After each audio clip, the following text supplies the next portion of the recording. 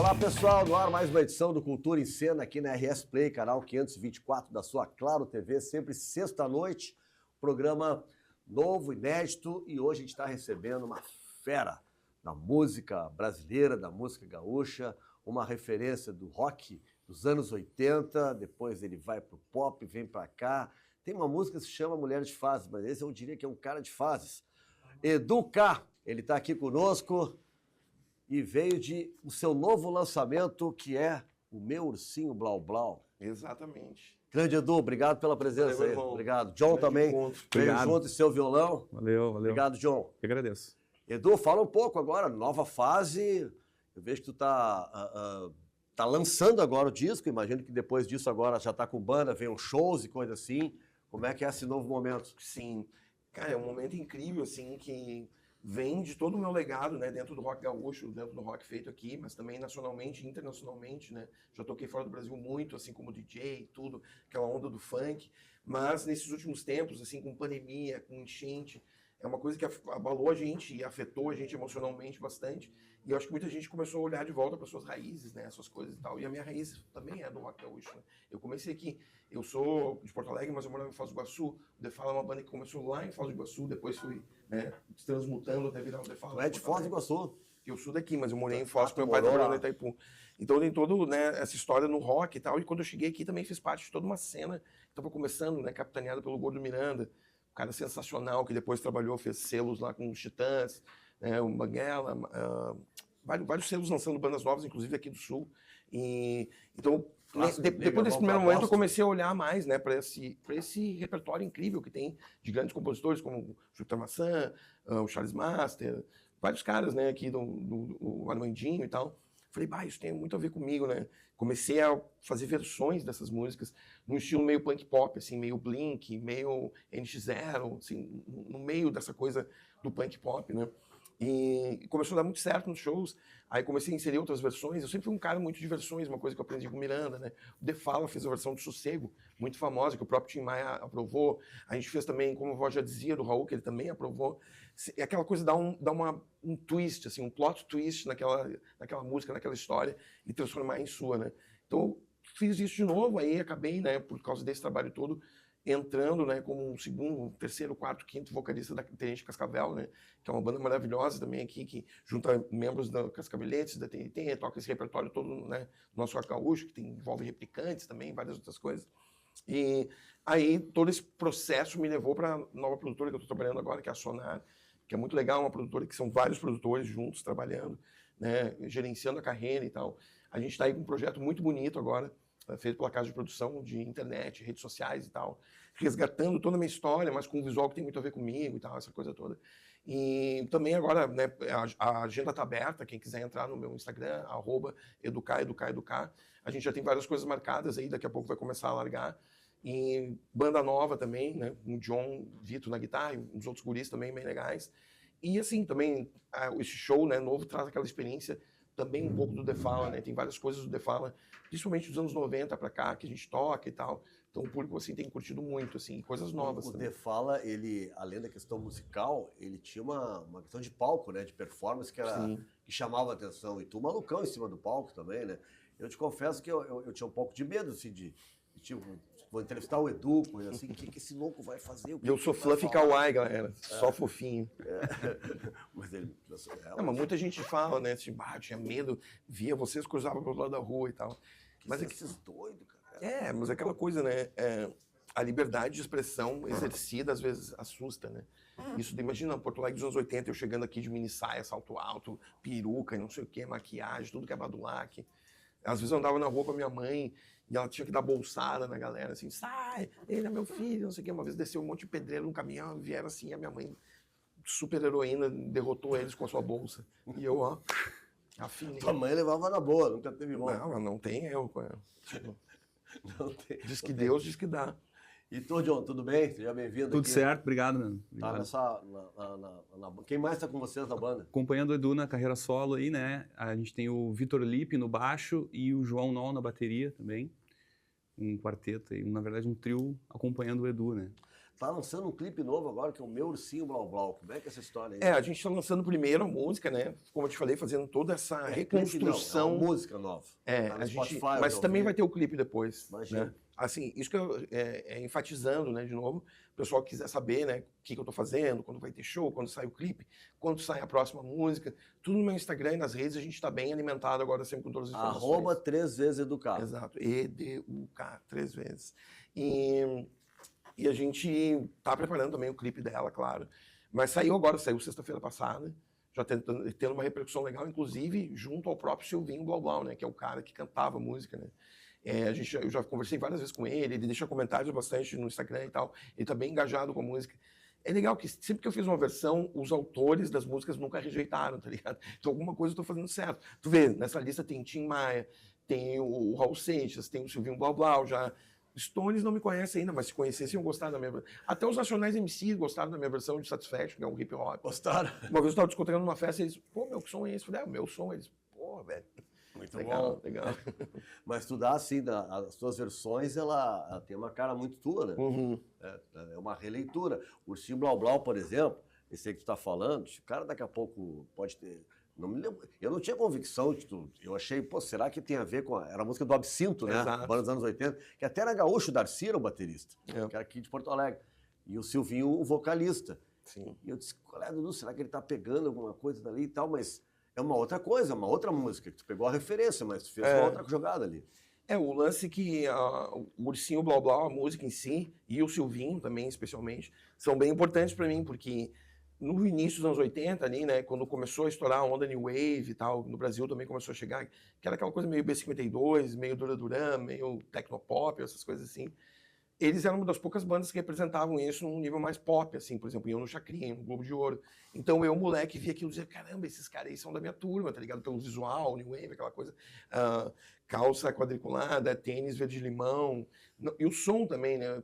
A New Wave é um punk mais rock and roll, anos 50, mais acessível. Mais colorido. É mais colorido, né?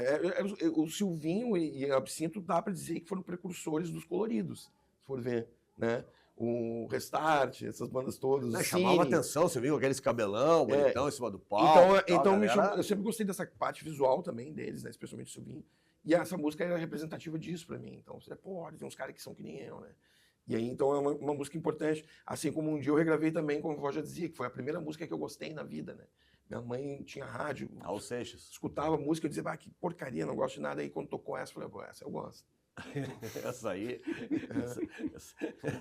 Ô, Edu, e essa nova fase, tem essa aí essa releitura, e qual é a ideia? Tu está compondo coisas novas, tem mais releituras, qual é a sacada? Assim, agora a gente está num momento de transição com um novo trabalho que não deixa de carregar o que a gente já estava fazendo antes, que é essas releituras punk pop. Imagina assim, os Ramones e a Tequila Baby tocando, sei lá, Armandinho, tocando Papas da Língua, entendeu? Pra tu ter uma ideia, é um som punk pop, assim, né? Com as versões.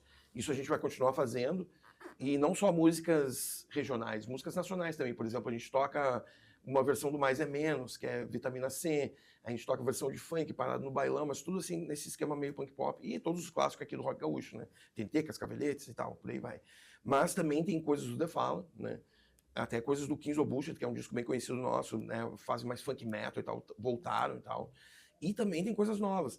E é um show, assim, que é a minha ótica, ou seja, a caótica. A caótica. É uma visão caótica do mundo, é a minha ótica das coisas. Então, tipo assim, tu não vai esperar ver um show linear, tu não vai ver só punk, tu não vai ver só rock.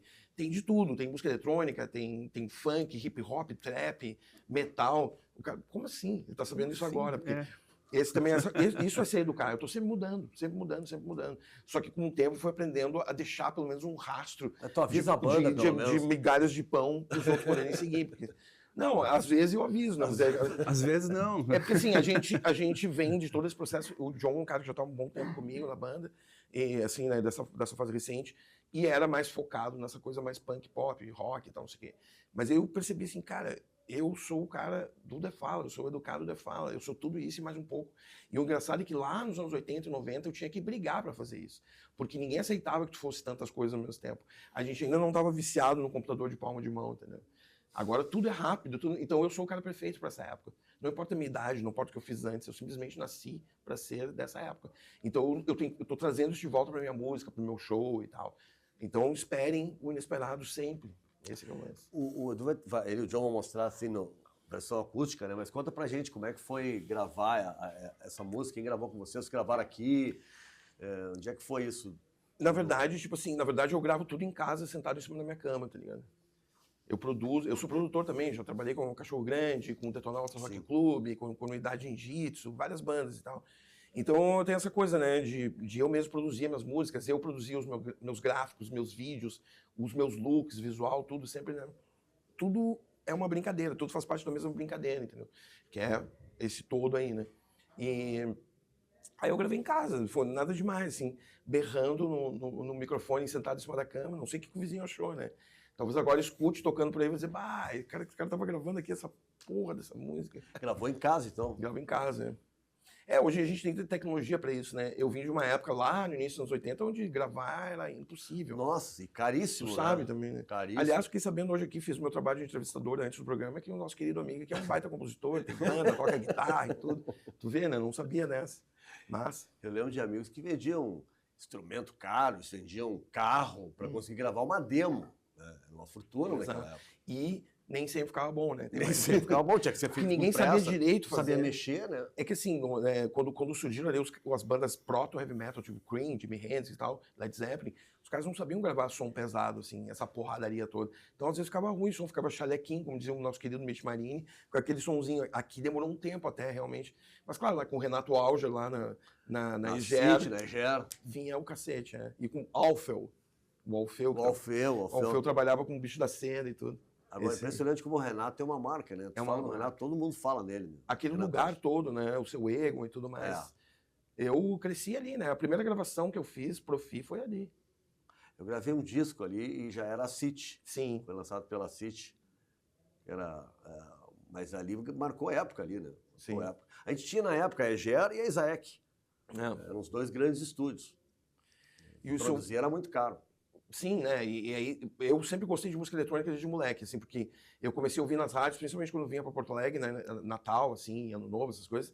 Tinha os 1220, os bolachões, né? Essa música eletrônica pancada de rave, essas coisas assim? Não, inicialmente mais disco e hip hop, né? Sim. Soul e black music, mais eletrônica já. Ali começou com o Giorgio Moroder, com os caras da disco em geral, né? E aí depois o hip hop também no final dos anos 70, então eu escutava, porque os caras das rádios aqui colocavam o lado B, que era o instrumental, e ficava fazendo rap do Natal, rap da Páscoa, rap do não sei o quê. E eu escutava aquela música embaixo e dizia, isso é legal. Aí depois conheci Kraftwerk, Tomita, essas coisas, Vangelis. Tá, daí fui ganho pelo resto da vida. Música eletrônica sempre foi a coisa que eu mais gostei depois de Stones, vai, né? Então é essa coisa. E aí desde lá eu já queria produzir e tal, e não tinha como, né? Que ele falou, imagina se não tinha como gravar, como produzir no computador era irreal. Era coisa pro Isaac Asimov, assim. Aí depois com o tempo foi surgindo as coisas e aí foi produzindo. Mas desde aquela época eu já era ligado nisso. Eu inclusive produzo as coisas que a gente faz, ou minhas músicas de outros, com um método bem de música eletrônica, assim, no computador, né? Mesmo quando é acústico, mesmo quando é banda. Quando tu tá compondo, tu trabalha assim? O tempo todo, sim. Sempre com o computador. A lata velha. A lata velha. A lata velha. Vamos ouvir, então, a versão acústica, em primeira mão aqui na TV. É uma versão Chantecler Champagnat, bem relaxada. 1, 2, 3, 4. Ai, ai, ai, ai, ai, blau, blau. Blau, blau, blau, blau, ela não me quer. Ai, blau, blau, blau, blau.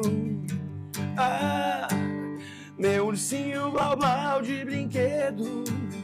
Vou contar pra você um segredo. Só você mesmo pra me aturar. Ah, esse meu coração tão vadio se amarrou nesse corpo macio.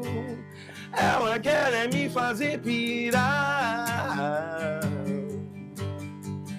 Ai, ai, ai, ai, ai, blau, blau. Blau, blau, blau, blau, ela não me quer. Ai, blau, blau, blau, blau. Yeah. É muito Muito bom, muito bom. Tá vendo, ó? Eu compus não, mas gravei a música na cama e vim aqui estrear no teu sofá. Que é melhor que Gravou na cama, no sofá com no Madonna. sofá. Pô, sensacional. Tu já foi também muito global, assim, né? Música em novela, em tudo que é lugar, Rede Globo, e tudo. Na verdade, que é eu não canto, cheguei. Né? Olha, tu vê uma coisa engraçada, né? O The Fala foi tão pioneiro em tudo, até na questão de comunicação. Comunicação o quê? Não é só o look, não é só as roupas, não é só o palco, não é só a presença de palco e a música. É o que diz respeito à comunicação em geral. Naquela época não existia tanto esse conceito de comunicação que a gente tem hoje, justamente por causa do celular, né? E da conexão que a gente tem. Então, tipo assim, pensei em celular e me esqueci totalmente do que estava falando. Tá vendo? Cadê o meu celular? Não, é um vício, né, do celular. O que era mesmo? Não, eu estava falando da questão do sucesso nacional. Exatamente. No The Fala eu não cheguei a pegar novela, não cheguei a pegar chacrinha, não cheguei a pegar nada dessas coisas, entendeu? Nem a MTV mesmo. Tô falando da questão do pioneirismo, né? Quando virou o Rock Nacional de 93, que explodiu, a gente estava fora já do jogo, né? O The Fala já tinha cansado, a gente deu um tempo, assim. Mas não chegou a pegar tudo isso. Só que a gente tinha sucesso de crítica. Os caras da Bis elegiam melhor capa. Bis era uma revista, né, especializada em música e rock. E melhor capa, melhor baterista, melhor guitarrista, melhor letrista. Pô, quando eu ganhei melhor letrista, eu falei, os caras tão loucos. Mas é isso, ganhei melhor capa também, quando eu fiz a capa e tal. Mas a gente não chegou a pegar isso. Mas, tipo assim, uma banda que desde o início dos anos 80 sempre viajou muito para tocar em todos os lugares possíveis. Daqui até Salvador a gente tocou em tudo, né? O The Fala no início. Cara, montava em cima de uma bicicleta, dormia no chão, então isso expandiu assim a popularidade da banda legal, sem ter que, né, entrar na questão de jabás e rádios e TV, não sei o que, Mas claro, né, quando eu fiz a Popozuda, daí eu era o rei do Gugu, né? Fui na banheira do Gugu, Sabadão Sertanejo, várias vezes. A Fazenda que tu fez também, não Fazenda eu fiz também, Como é que foi fazer a Fazenda, que foi bom pra ti como carreira? Porque ali é uma exposição, às vezes tu entra legal, mas queima um pouco também. Como é que foi pra ti aquilo? A pena que não queimou mais, né? Se tivesse queimado um pouco mais, de repente eu tava um pouco mais famoso agora. O que acontece é o seguinte, eu fui assim... Mas queimou? Não queimou. Não. Eu fui numa total brincadeira lá, assim, não me preparei pra nada, né? E é uma grande indústria, né? A questão dos reality shows e tal, tipo, todo mundo tinha call center e não sei o que, essas coisas todas. Eu não queria nem saber. Cheguei lá, a primeira pessoa que eu vi foi o Ovelha, o cantor Ovelha. Eu falei, pô, tô em casa. O Ovelha veio, me recebeu de braço aberto, eu até fiquei pensando, o Ovelha me conhece, como assim? Ele era um cara queridão e tal, né? E aí, claro, depois a gente conversou, ele tem toda uma raiz de hard rock, Nazaré, não sei o que, canta pra caramba o cara. E aí, né, na primeira semana ali da Fazenda, tipo, eu falava, isso aqui é a coluna de férias do Ovelha, todo mundo amigão e tal. Aí quando vira a segunda semana, né, separam os times, aí os amigos começam a brigar, aquela coisa toda. Eu não durei mais de 2 semanas.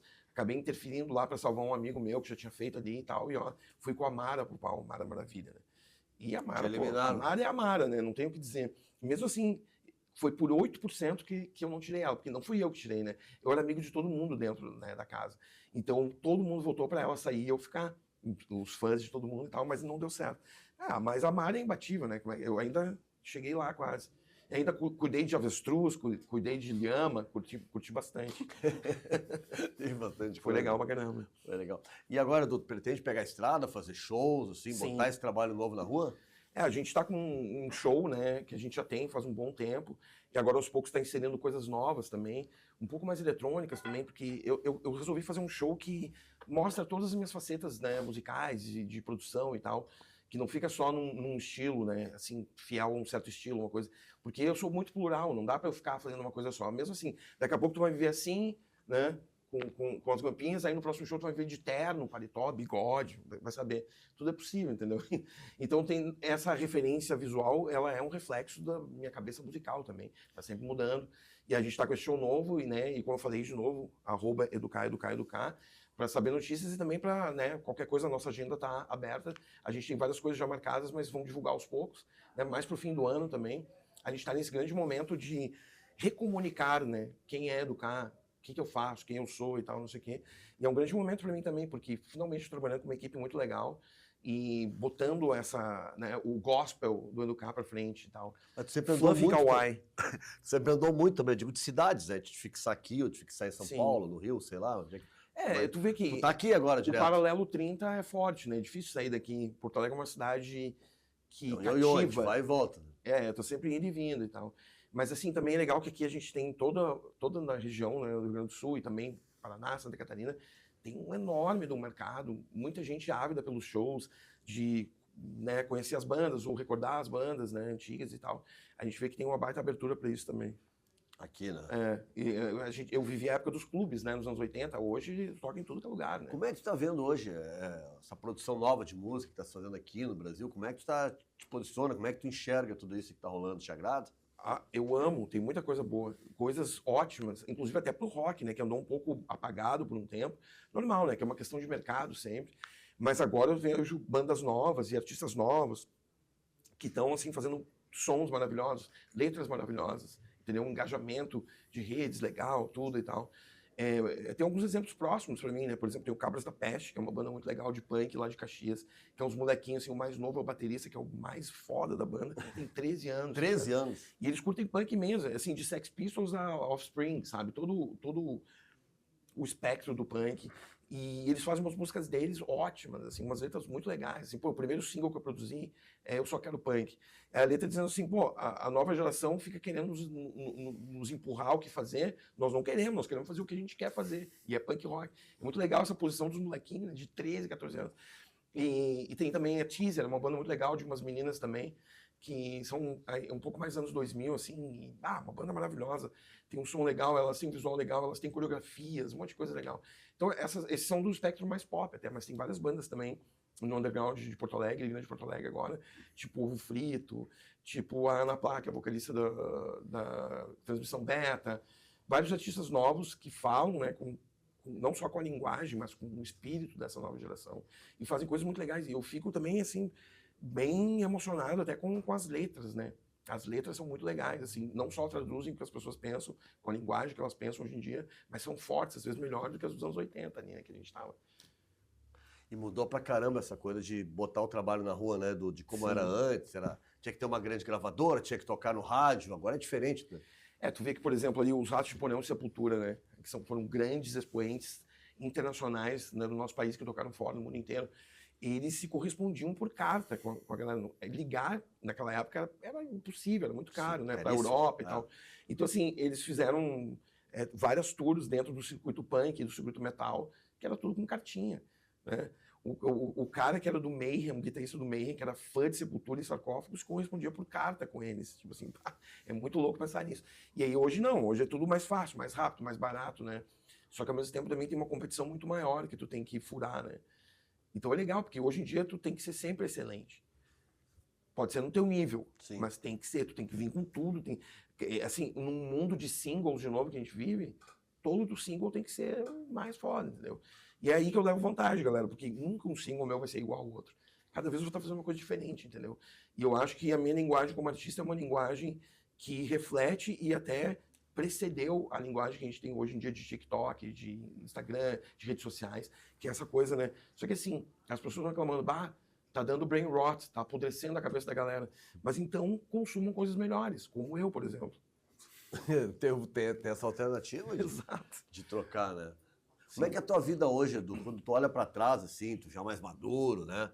Quando tu te vê lá nos anos 80, começando toda essa trajetória, tu mudaria muita coisa? Tu acha que mandou bem naquela época, quando tu te avalia hoje? Cara, é um super clichê, mas assim, eu não me arrependo de nada, não faria nada diferente.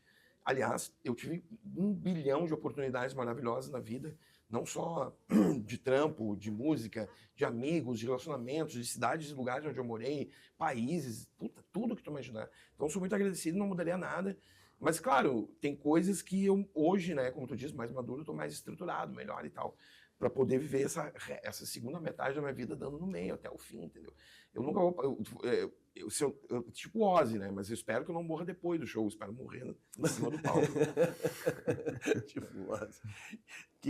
Como é que é tu ouve música em casa, assim? O que tu gosta de ouvir? Tu ainda tem essa inquietude de buscar coisa nova, de tentar saber o que tá rolando?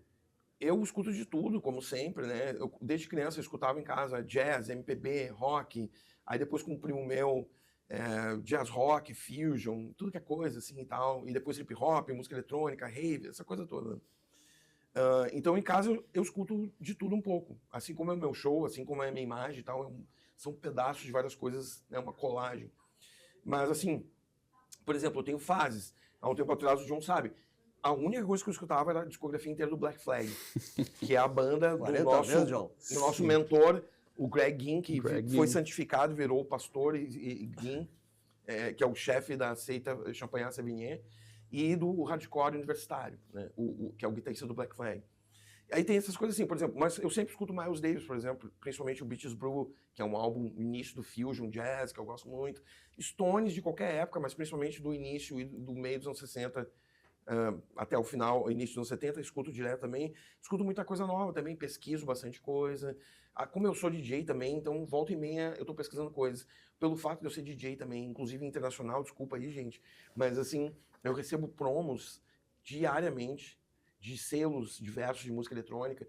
Então eu também tenho esse conhecimento do que está acontecendo dentro de um nicho mais fechado, que é o da música eletrônica, apesar de ser enorme hoje em dia, porque eu recebo esses promos diariamente, assim. Chego a receber 100 promos por mês de músicas novas que nem saíram ainda, entendeu?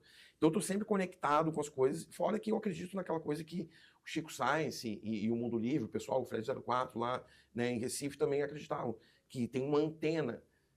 Ele simbolizava essa antena, né, no mangue, mas nós somos essa antena para tudo, para good vibes, bad vibes, sons, coisas. Que nem tem uma piada do Michael Jackson que é o seguinte: ligava pro técnico dele de madrugada, ô fulano, chega aí que nós temos que gravar, mas cara, são 13h30 da manhã, não dá para ser amanhã.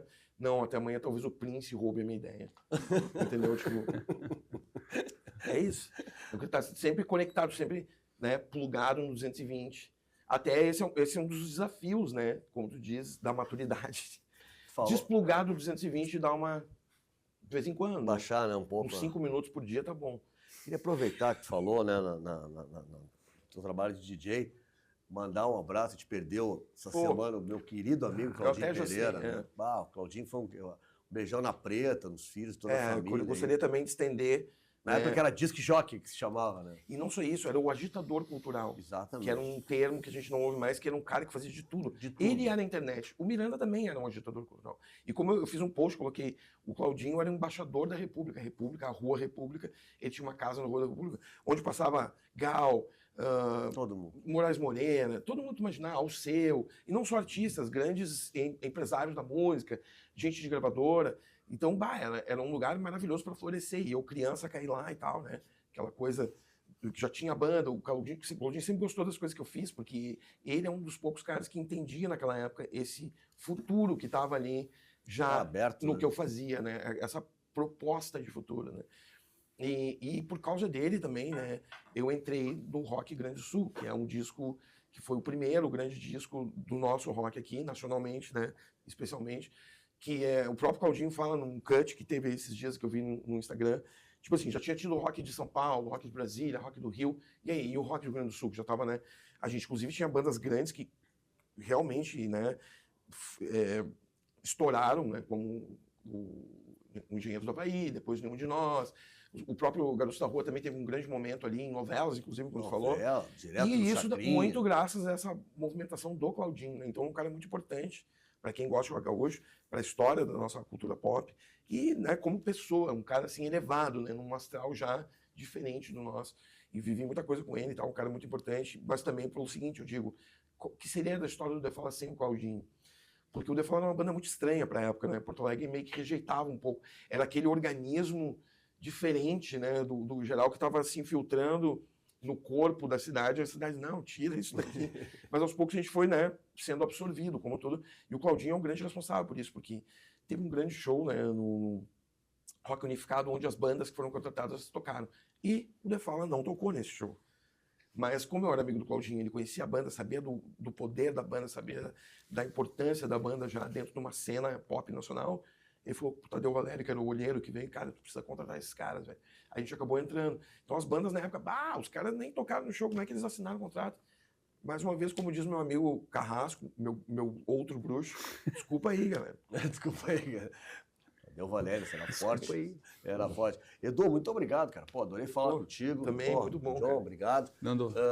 Não veio uma versão sertaneja aí, tudo é possível. Que roda hoje, pode ser. Não, eu tive, bom, todo mundo sabe que eu perguntei achando que queria dizer isso mesmo, que tudo é possível. Eu já tive envolvido com sertanejo num certo momento, até com o pessoal do Awoods lá em Curitiba e tal. É mais uma história que vai ficar pra minha série da Netflix, né? Porque um filme só não vai dar, né, galera? Vai ter que ser uma série de uns 3 episódios. Mas aí teve essa história também, mas acabou não rolando. Mas quando eu saí da Fazenda lá, todo mundo era sertanejo, vários cantores e tal. Aí eu fiquei curioso com esse universo, né? Eu não tenho limites, eu vou o que vou, entendeu? Aí fui a show de Lucas Louco, um monte de coisa. Falei, caramba, elas puta produção, cenário, telão, palco, músicos. Falei, olha aí, os caras, né? Tem o seu valor, né? Eu nunca fui de atirar pedra sem olhar. Primeiro eu olho, depois eu atiro. Mas, entendeu? Mas aí eu vi esse universo e me interessei e fui atrás. E, por exemplo, como eu já falei, a gente toca versões de música de alguns sertanejos no show, entendeu? Aí a versão, por enquanto, ainda são pop punk, mas daqui a pouco, sei lá, o que vai ser. Nossa, tô curioso. Tem versão, por exemplo, no show tem versão house, bem house mesmo, tipo esse house brasileiro do Alok e tal, de Tédio, do Biquíni Cavadão. Sim. Então, tudo é possível, entendeu? O meu show não é só um show variado, digamos, aquele teatro de variedades. Ele também é um trabalho como artista que mostra para pessoas dinamitem seus limites. Atrás do que tu tem de limite pode ter uma coisa tão legal quanto o que tem na frente, tu não sabe, tem que dinamitar, entendeu? Não precisa ser nem que nem eu, né? Mas se tiver uns 10%, já ó. Obrigado, irmão, valeu. Edu Caffo é a nossa atração aqui no Cultura em Cena. Na segunda parte a gente vai falar de teatro aqui no programa. Bom, pessoal, aqui na segunda parte agora do Cultura em Cena, estou recebendo o ator Eduardo Moreira, ele que é um dos fundadores do Grupo Galpão, que está aqui na segunda semana na cidade e nesse final de semana está apresentando um ensaio sobre a cegueira. É isso, né, Eduardo? Tudo isso bom? Mesmo, tudo Semana bem. passada foi o Cabaré e agora, nesse final de semana, porque nós estamos na sexta-noite, a gente está gravando o programa, vai ao ar sexta-noite. Então tem a apresentação ainda sábado e a apresentação domingo. Obrigado pela presença aqui, Eduardo. Obrigado. Muito obrigado. É um grande prazer. Mineiro, né? Eu fui carioca, hoje sou mineiro, mas eu nasci no Rio de Janeiro. Nasceu no Rio de Janeiro. A gente fala mineiro porque o Galpão é de Minas Gerais, né? O Galpão é de Belo Horizonte, né? De quando é o Galpão? O Galpão nasceu em 82. Nasceu a partir de um encontro com 2 diretores de uma companhia alemã, Teatro Livre de Munique. Eles foram fazer um trabalho lá em Belo Horizonte. E, de certa maneira, esse trabalho, a gente trabalhou com eles uma oficina de teatro de rua, nos deu assim, uma coesão de linguagem. Assim. Depois que eles foram embora, a gente decidiu seguir com o trabalho, montando um grupo, né? Aí fizemos o Galpão. E de lá para cá é uma longa trajetória, assim, com muito aprendizado, assim. Acho que a gente conseguiu também uma projeção grande, continua mantendo o grupo, circulando muito. Acho que é uma experiência muito, muito viva, assim, vitoriosa do Galpão. E é um teatro onde vocês hoje são os próprios atores, enfim, comandam, né, o Grupo Galpão, são os gestores, vamos colocar assim, do Grupo Galpão. E a produção é muito coletiva, né? Vocês às vezes tem um diretor que é interno, às vezes pega um diretor de fora que vocês trazem. Essa nossa vinda agora a Porto Alegre, por exemplo, tem o Cabaré Coragem, que é a direção do Júlio Maciel, que ele é um integrante do Galpão, uma direção interna, e tem o Ensaio sobre a Cegueira, que é um diretor convidado, que é o Rodrigo Portela. Né? O Portela, que atualmente o Rodrigo está morando em Barcelona, mas ele trabalha muito no Rio, né? Cabaré Coragem é um modelo, né, de estrutura, não sei se dá para definir como uma comédia, mas né, já o ensaio é uma coisa diferente. Como é que vocês lidam com esses dois universos completamente diferentes? Eu acho que é muito rico essa diversidade que o Galpão habita, né? Acho que isso acontece com muita frequência, assim, o fato da gente trabalhar com autores muito diferentes, né? O Galpão, se você pensar, habita muito essa coisa do clássico, do erudito, do popular, textos prontos, textos de autores como Shakespeare, Molière, Gogol, Pirandello, Brecht, Tchekhov, até criações de textos próprios. O Cabaré Coragem é um texto... Quer dizer, claro que tem muita... é muito puxado de textos do Brecht, tem uma alma muito brechtiana no espetáculo, mas é um texto que nós mesmos escrevemos, né? um cabaré escrito por nós. E o Ensaio sobre a Cegueira já é uma adaptação de um romance, né? Um clássico, É um clássico, né? Que inclusive está fazendo 30 anos agora, porque o romance foi escrito em 95, né?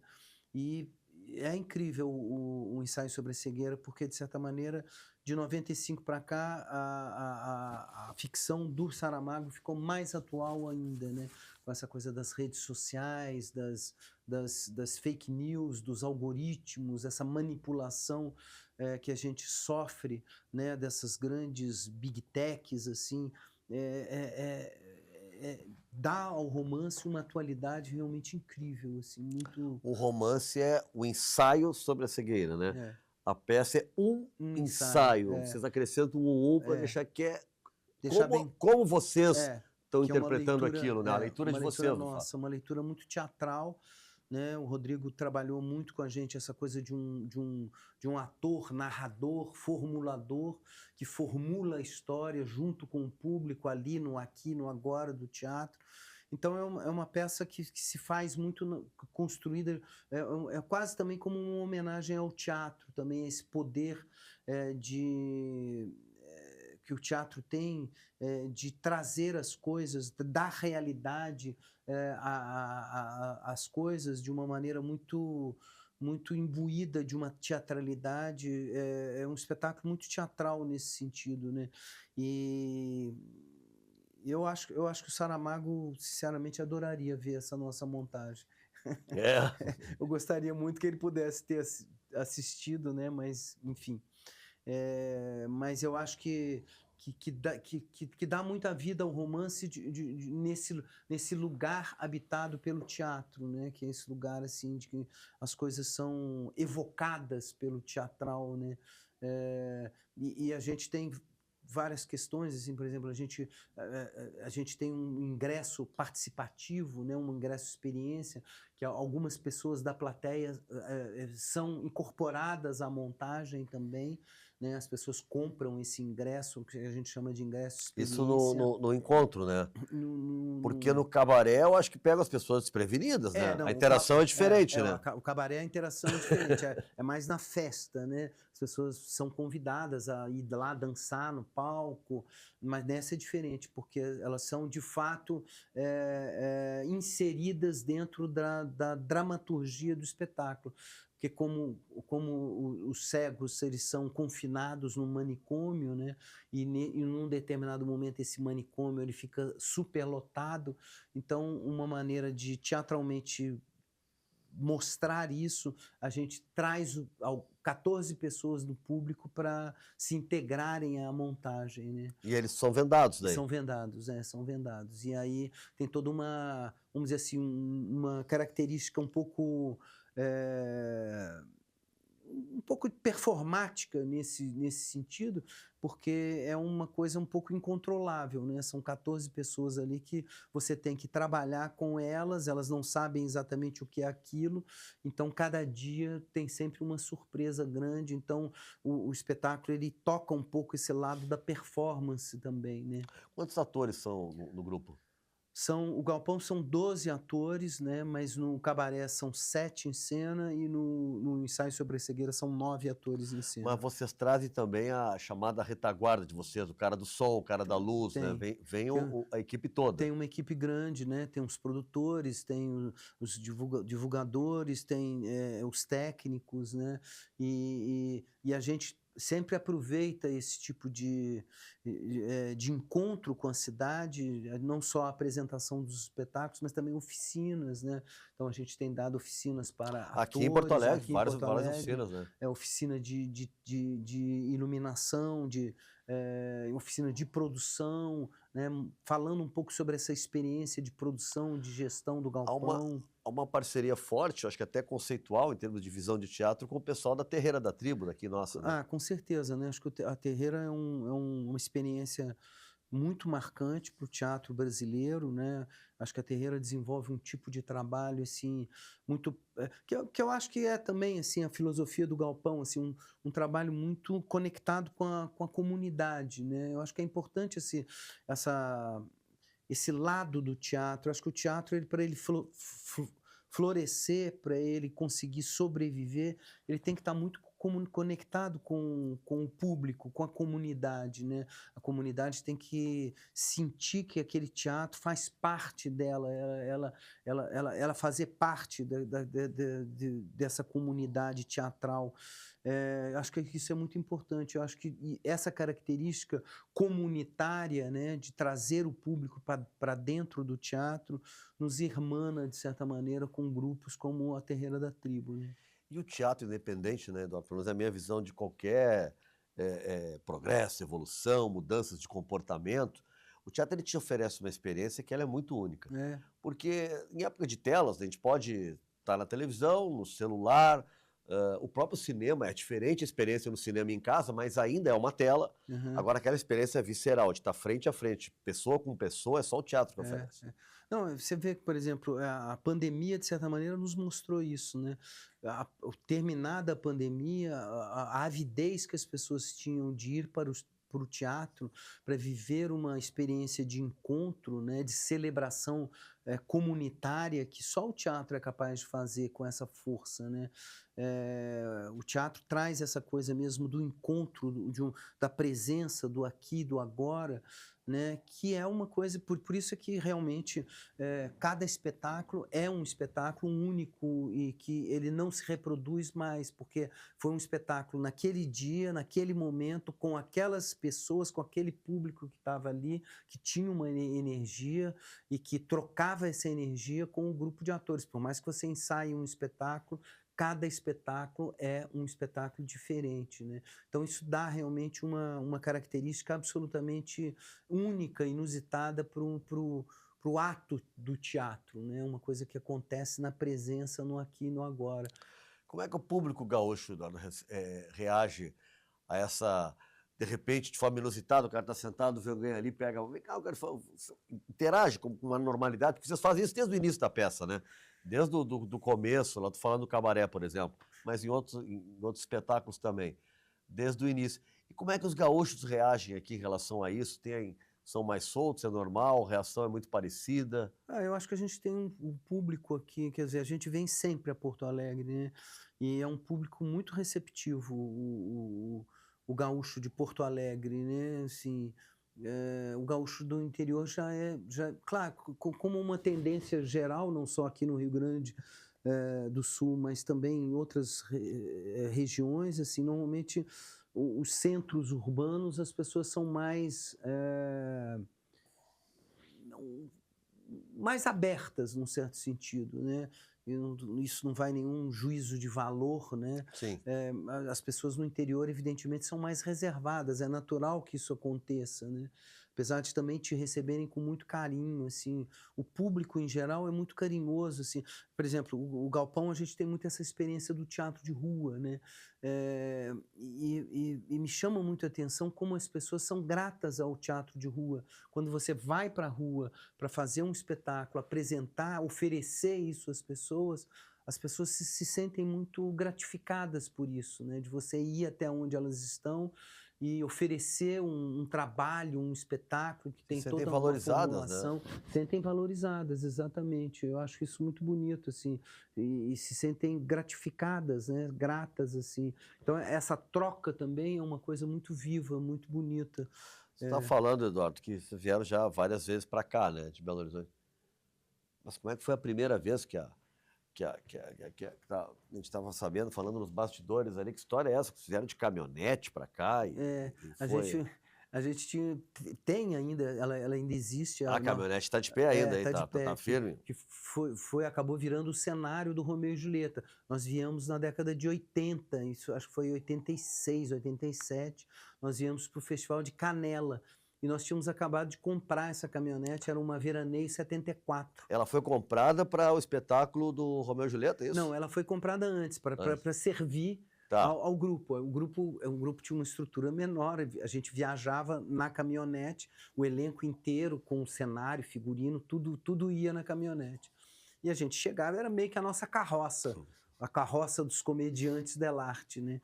E a gente fazia tudo com essa caminhonete. O Gabriel Vilela, que dirigiu o Romeu e Julieta, quando ele veio para dirigir o Romeu e Julieta, ele falou, olha, não sei que espetáculo nós vamos fazer, mas eu já sei qual é o cenário. Nós vamos usar a veraneio de vocês, vai ser o cenário da peça. E foi um grande sucesso.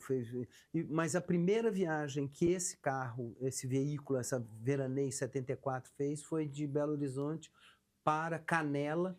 Passamos por Canela, por Novo Hamburgo, ali pelo interior, e depois viemos para Porto Alegre, e de Porto Alegre ainda fomos para o Rio de Janeiro. A gente estava fazendo um trabalho lá, uma oficina, e do Rio para Belo Horizonte. E quantos na caminhonete, não? Eram 7. Eram 7 na Veraneio.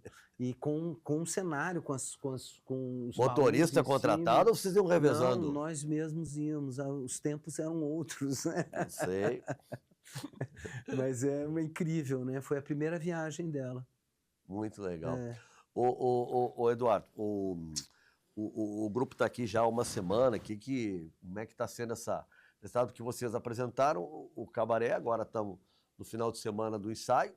E teve as oficinas também ao longo da semana. Como é que está sendo essa semana aqui para vocês? Está sendo bem positivo, assim, a gente está encontrando com a classe artística da cidade, com o público em geral, né? Então existe essa troca, acho que a gente está trazendo, assim... eu acho que é muito vivo essa coisa, assim, para nós, artistas, fazer esse tipo de troca é muito importante, assim, né? Acho que Porto Alegre é uma cidade culturalmente muito viva, muito importante. A gente estava um bom tempo sem vir, porque desde antes da pandemia a gente vinha o ano passado e não pôde vir por conta das enchentes, foi cancelado, a gente vinha fazer o palco giratório, a gente ia fazer no Teatro Renascença, o Cabaré não veio. Sim, nós tivemos, além da pandemia, a enchente do ano passado. Né? Teve enchente, que foi uma coisa bem complicada, né? Sim, a sede da Terreira se foi, né? O país inteiro sofreu muito com o que a gente via acontecendo aqui em Porto Alegre, né? Quer dizer, no sul, né? No Rio Grande principalmente, mas Porto Alegre especialmente. Esse prédio onde nós estamos agora, né? Nós estamos no 6º andar, mas ele aqui, o rio está logo aqui, quer dizer, ele também aqui não tinha como chegar, só de barco. Né? Não, os relatos são inacreditáveis, né? Mas então a gente estava um pouco ávido de voltar a Porto Alegre e acho que está sendo bom, porque nós estamos completando assim um período de 2 semanas aqui, uma temporada mais tranquila, com mais tempo, em que a gente pode, além de apresentar esses 2 trabalhos, fazer essas trocas, né, oficinas. E ontem eu fiz uma palestra sobre o trabalho do grupo, o processo de criação do grupo. Tem oficinas para atores, oficinas para produção, para gestão, oficina de técnica também. Então são várias oficinas onde a gente pode trocar com as pessoas, né? Passar um pouco da nossa experiência, mas também ouvir as pessoas, saber quais que são as demandas, quais que são as questões que as pessoas trazem. E eu acho que isso tudo é muito importante. Como é que é a gestão do grupo, até gestão financeira, essas coisas? Porque às vezes a gente ouve muito, né? Não, são artistas, traz alguém do ramo para administrar, senão vai dar ruim e tal, vai dar rolo. Como é que é essa gestão coletiva, né, do grupo? Porque eu imagino que vocês trabalham com Lei Rouanet, com lei de incentivos, né, para poder Como é que funciona essa gestão?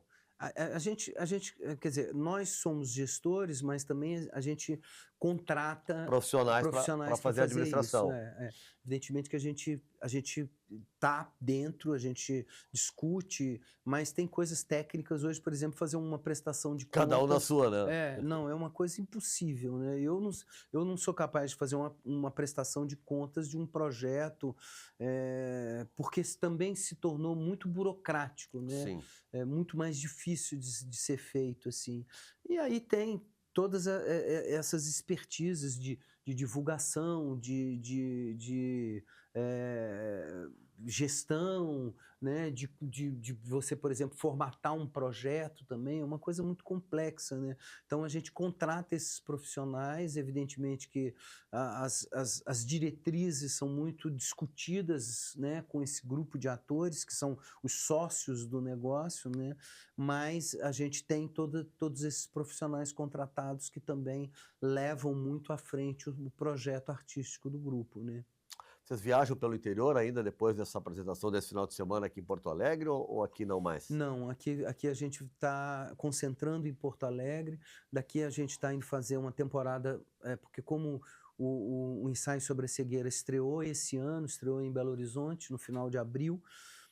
Na verdade, é a primeira cidade fora de Belo Horizonte que a gente está fazendo. A gente fez quase 2 meses de temporada em Belo Horizonte e agora vai estar fazendo Porto Alegre e até o final do ano a gente vai fazer uma temporada de 3 semanas no Rio e depois uma temporada de 5 semanas em São Paulo. Não de veraneio. Não mais de veraneio. A caminhonete só Deus tira de Minas Gerais. Ela tá agora, também tá velhinha, né? Ela vai fazer. Ela é de 74? Ela fez 50 anos, né? Mais de 50 anos, é uma loucura, né? É uma loucura. Bruna, me ajuda.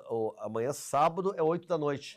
Teatro Simões Lopes Neto, né? Simões. 8 da noite. E no domingo às 18. 18 horas. Domingo às 18. 18 horas. Ingresso é onde? Pelo site do Teatro São Pedro. No site do próprio Teatro São Pedro. Teatro São Pedro. E às vezes, assim, eu até aconselho, às vezes a pessoa não consegue encontrar no site, vá lá para o teatro, que normalmente a gente sempre procura... não deixar ninguém na rua. Não deixar ninguém na rua, não. Isso aí é uma coisa... A gente tem que tratar o público com muito carinho, com muita dignidade, então a gente sempre tenta... dá lugar para todo mundo, tem lugar para todo mundo. Uma alegria receber o público. O que tu pensa? Tu falou agora em horário, né, de chegar. É uma atitude bem polêmica, mas muita gente apoia. A atitude polêmica que o Antônio Fagundes faz. Chegou 1 minuto atrasado, ele fecha e não deixa ninguém entrar. O que tu pensa disso? Tu acha que tem que ser assim? Não, eu acho que a nossa cultura ela é uma cultura assim muito... um pouco promíscua com relação à questão do horário, da pontualidade, né? Acho que a pontualidade é uma coisa importante. É claro que assim você tem acho que você deve ter uma certa flexibilidade, né? Eu sei dessa coisa tem até uma história engraçada assim o Ulisses Cruz, que é uma pessoa muito querida que a gente trabalhou com ele. Tem um caso dele que o Fagundes estava fazendo fragmentos de um discurso amoroso no Palácio das Artes, em Belo Horizonte. Ele disse que tinha uma fila enorme. E o Fagundes, com aquela obsessão dele para começar, com todo respeito ao Fagundes, que é um artista maravilhoso, mas com aquela obsessão dele para começar, não atrasar. E diz que o Ulisses Cruz pediu pro técnico, tinha um relógio no palco do Palácio das Artes, ele pediu para atrasar o relógio 15 minutos para o público poder entrar, poder chegar. Eu acho que você tem que ter uma certa flexibilidade. Agora tem horas que eu também acho, por exemplo, assim, às vezes a gente é muito permissivo a certas coisas, atrasar demais, assim, eu acho que fica também desrespeitoso com quem chegou na hora, né? Você vai ver um espetáculo que tem meia hora de atraso, me parece um pouco demais, assim, uma coisa assim de uns 10 minutos, tudo bem, você pode ter alguma coisa que tem aquela coisa de avisos, não sei o quê, mas muito também eu acho que fica um pouco desrespeitoso. Agora, né? pro ator lá em cima é complicado, né? Porque tá aquele ambiente, o palco tá... A plateia está escura, daqui a pouco entra alguém, uma luz que para o cara poder entrar, até buscar um lugar, que não tem como aquilo não atrapalhar, por mais concentrado que esteja, né? Com certeza, é muito difícil, né? Tem espetáculos que realmente é impossível deixar que as pessoas, ou por exemplo, espaços que você vai que não dá para entrar depois que começou o espetáculo, né? Aí realmente interfere demais, né? Eu acho que tem essa coisa viva do teatro, né? Que é a coisa que está acontecendo ali no momento. E se acontece uma interferência desse tipo, fica difícil, né? Atrapalha mesmo. Eduardo, muito obrigado pela presença aqui. Prazer, grande. Eu vou estar amanhã à noite para assistir lá a peça. Que bom, amanhã à que noite bom. eu vou. Mas eu então, acho que amanhã, sábado, 8 da noite, domingo, 6 da tarde. Eu acho que essa leitura que a gente faz, esse ensaio sobre a cegueira que a gente está trazendo dessa obra do Saramago, eu acho que é uma obra de uma atualidade incrível para os dias de hoje, né? Fala dessa coisa assim de uma cegueira uma epidemia de cegueira que nos atinge, né? E que é impressionante, assim, de os 30 anos que está completando esse romance, ele hoje em dia ele é muito mais atual do que quando ele foi escrito em 95, né? É verdade. Estamos vivendo bem isso mesmo. Eduardo, e, sucesso, parabéns. Obrigado, abraço a todo querido. mundo lá. Um prazer estar aqui. Valeu. Conversamos com o Eduardo Moreira, do grupo Galpão, que está se apresentando em Porto Alegre neste sábado e também domingo no Teatro Simões Lopes Neto, um ensaio sobre a cegueira. Cultura em Cena fica por aqui e a gente volta semana que vem, né, Mari? Voltamos? Promete? Então tá, voltamos na semana que vem. Grande abraço, o programa fica aí na programação, então quem perdeu o início ao longo da semana tem várias reprises, vai ver de novo, com certeza. Tchau, tchau.